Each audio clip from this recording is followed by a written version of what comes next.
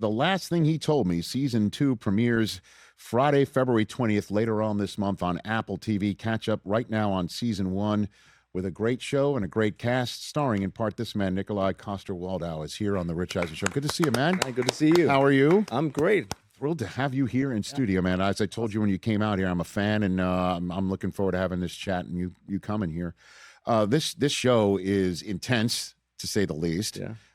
I got to tell you, if I disappeared on my wife for 5 years, I don't know if there'd be a hand-holding moment.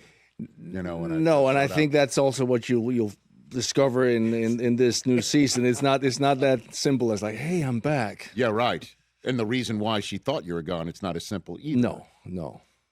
It's an interesting thing because when we did season 1, we didn't expect there to be a season. Is that 2. right? And also, Laura Dave, who wrote the book right. that the show is based on, didn't imagine a season 2. But then suddenly something clicked, and she came up with this story, this idea, which is really she did an amazing job. So everything you do runs out of source material because of its popularity. Yeah, exactly. Yeah. Okay, good to know. We're all caught up here. That's how it is. I've got Nikolaj Coster-Waldau here on the Rich Eisen Show. Our radio audience has returned with our streaming and linear cable audience here on the Disney Family of Networks. We just saw a great clip from The Last Thing He Told Me. Season 2 premieres on Friday, February 20th on Apple TV. I kind of just joked, with you about No, I know. Everything you do runs out of source material, the same right? With Game of Thrones. We're still waiting for the final book. When's it coming, man? I know exactly.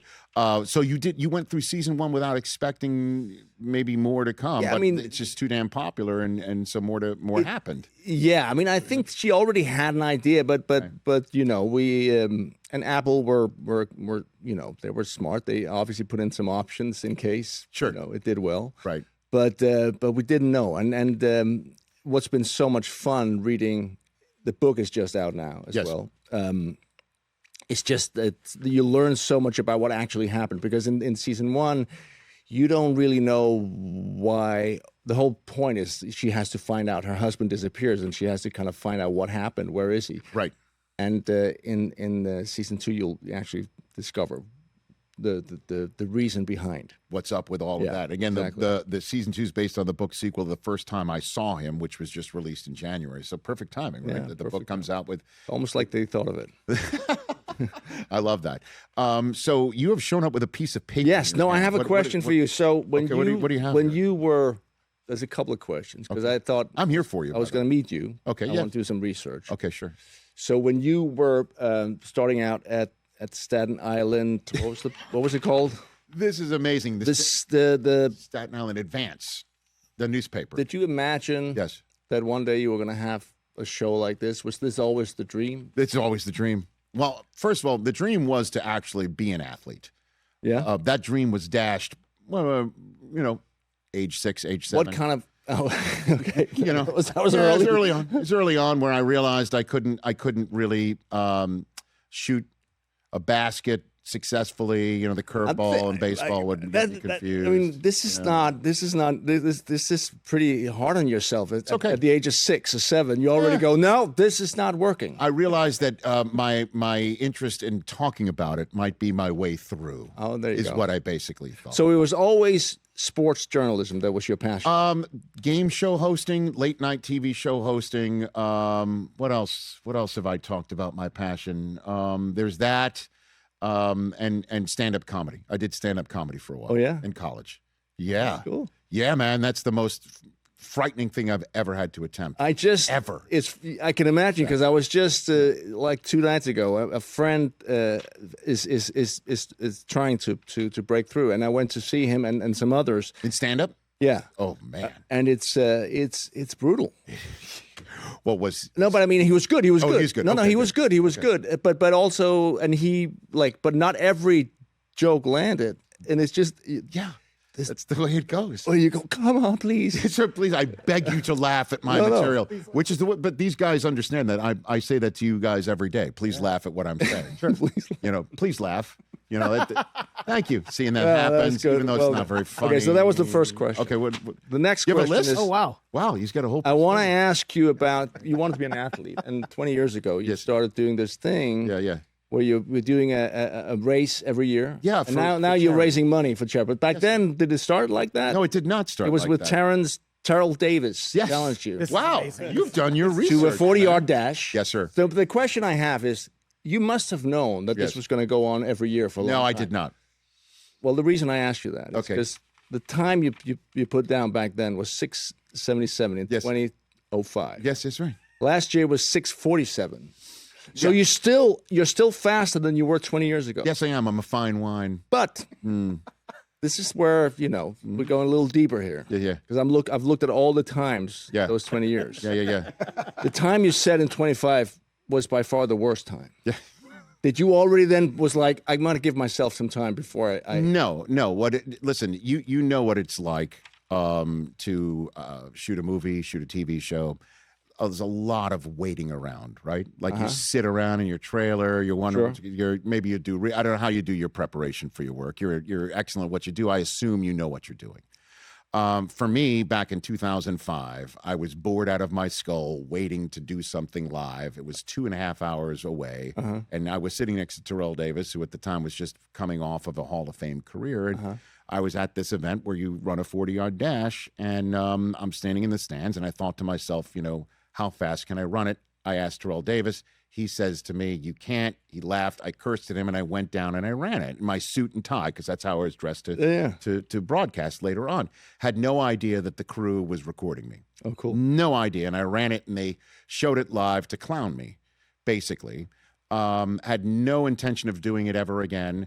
The next year, a coach named Mike Holmgren, who had just gone to the Super Bowl with the Seahawks, interestingly enough, who are in the Super Bowl this coming Sunday, he said to me, are you going to run again? I said, no. He goes, you got to beat your time. And I thought to myself, a real deal football coach is challenging my sense of competition. How do I not do it? Of course. Over and over and over again. And now it's the logo of the show. It's me running a suit right there. Oh, see? Of Look course. At that form. No, but it's very cool. It's very and then you've also, which is very impressive. This is great. You have we're going down the list here. but I think this is actually you've raised approximately $5.2 million. You have old information there, sir. Is that old? Yeah, it's more, closer to $8 million. Wow. Thank you, sir. I appreciate it. Thank you. No, but that is really impressive. Thank you very much. And so I don't know anything about the time. Is it good? It's not. What would an NFL player would do that in what? A great and like top notch. Well, it just the record is 4.21 seconds. Oh, you still you could set. That's not bad, is it? Six. Bad. Your best one is 5.96. 5.94. 5.94. Yeah, it is. How fast can you run? 5.93. I feel like this is The Price is Right just happened right here. Fantastic. Oh. Well, I can keep going. But this is... Keep going. Do you like this better than me asking questions? This is hilarious. No, now because you... Obviously, I don't know much about... Well, actually, there was one thing. Okay. No, I asked you about this if you always wanted to be a journalist, and you told me. But why the NFL? No. Actually, the question is, sure. Because I also read that because you're from Staten Island. Yes, sir. You ever been? I was just shooting before Christmas. I was in Jersey for 4 months. Yeah. And the Jets are there. Yes. So that's your team, right? Well, I grew up in Staten Island rooting for the Jets. Yes, sir. Sure. Yeah. When was the last time they gave you? Because I love soccer, football. My team back home is Leeds United. So I think I can appreciate what it's like to be a Jets fan. Okay. When was the last time you had joy? Real joy? Oh, joy. 2010. Well, that's not too bad. Well, I mean, it's been 16 years now. That's the last time it's been pure, unadulterated Was joy. that they won? They almost made it to the Super Bowl that year, and they have not been back to the playoffs since. It's almost as if when they lost that AFC Championship game to the Steelers, it's almost as if I was a fan, as you, they would cut off my right hand, and I'd have to live with it for the next decade and a half. And the rest of my life. Do you understand? Yeah, I do understand. Obviously, it's a beautiful analogy. I'm impressed. Yes. And so that's. But you also support other teams. Well, I mean, I'm a guy that roots for all 32 NFL teams because I'm rooting for a good game. I see you're definitely looking at me like I have three heads here. No, you're suspicious. Because there must be rivalries in sport. There always are. There always are. There must be a team where you go, I know. I understand your platform. You have to support all teams. Yes, sir. Yes, I have to. But there are teams that you support more than others. That's true. Yes, I'm a University of Michigan graduate, so I root for my college teams. Oh, yeah. With my chest, I really, puff it out there. Yeah, that's good. Man, for sure. So, and then I have another question, and this is just because this is NFL. I have to understand. I never thought I would be interviewed by the Kingslayer. But this is because you can inform this because I was trying to understand. Yes. A game, NFL game, is an hour, right? Four quarters. It's 4 quarters, yeah. But in real time, it's like 3 hours it takes. Yeah, but in terms of what time on the clock. But then I was looking up because I always find that is the one thing that is frustrating for me. Yes, because I love watching the game, but then it's constantly stopping. So yeah, what's the? It's between average? It's between 11 and 18 minutes. So actual play. Yep. So that's 15 minutes, let's say on average, right? Yes. But then it's not even that. Because it's in a way, am I wrong to say it's actually 4 teams? So let me ask you. It's like 2, an offensive and a defense. So most players will play at most 7.5 minutes. So let me ask you this: $2 trillion they make. Let me ask you this question, Mr. Leeds. If I had a stopwatch on the actual action of in a soccer game, thank you for using the Americanized version, your football or the rest of the world's football. Yeah. Would it be as much as an NFL game? Much more, yeah. Come on. Well, I've been on. No, guys, this is where you Googleize. And I don't mean to denigrate because I actually do love watching football. I love watching it, and I love watching you could sense the strategy. You could see when there's action, but frequently there's not a lot of it. Listen, there's a lot of falling around. There's a lot of I'm hurt, and all. I mean, I agree. Come on now, right? No, I agree 100%. Yeah. It's really annoying. Right. But what we all love, we love watching the actual plays. Yes, right? sure. And for me, sometimes there's a lot of waiting around. Yeah, there's a lot of diving. There's a lot of that stuff. Yeah, you're right. It's funny because I was calling an American football game over in London between the Jaguars and the Rams. And, And so the Rams owner owns Arsenal, and the Jaguars owner owns Fulham. So I went to a Fulham-Arsenal match the night before, and I said on the air, I'm like, it was really great, and I saw how the fans were saying things, although, you couldn't mention what the fans were saying. And so my colleague on the air, Kurt Warner, says, well, what were they saying? And I said, what they were saying rhymes with banker. By the way, have you seen those videos where they compare the U.S. chants and then the UK? Yes, some are not safe for work, if not all of them. So funny. I know, I love that. By the way, so another thing is, because it's interesting how you just mentioned that, like an owner that had bought into Arsenal. Yes. What do you make of, because Leeds, the 49ers are now owners of Leeds. I did not know that. The York family owns... So why do you think there's been this? Because there's a lot of American ownership now. Diversification, and I have no idea. That's where the money is, or that's where the success is. I don't know. It just seems like it also helps expand a brand across the... Are you going to... it's in San Francisco. I'm going. We're going on Wednesday. Yeah. And you're going to be I guess. Are you taking in the game? Do you have any rooting? No, I'm gonna watch it. I remember that was the first Super Bowl I saw. I've never been to an actual game, but I watched it in L.A. with some friends, and and he said, you got to put money on it. It's more fun then, and I did, and I set up an account, and I won. It was a year. It was a year where there was, because I did a bet that I like to do in soccer, which was halftime, full time. Yes. One team winning and halftime, the other team winning at full time. Oh, right? It's just a simple. So you got a new gambler. I couldn't get the money out. You couldn't get it out because I wasn't not a resident. I'm not they allowed me to set up the account, but then when it was time to get the money out, they're like, "No, sorry, sir, you can't." Chris, you want to help out? Sure. That's the issue of living in California. Oh, is it not a legal gambling? There you go. Damn it. There's your answer.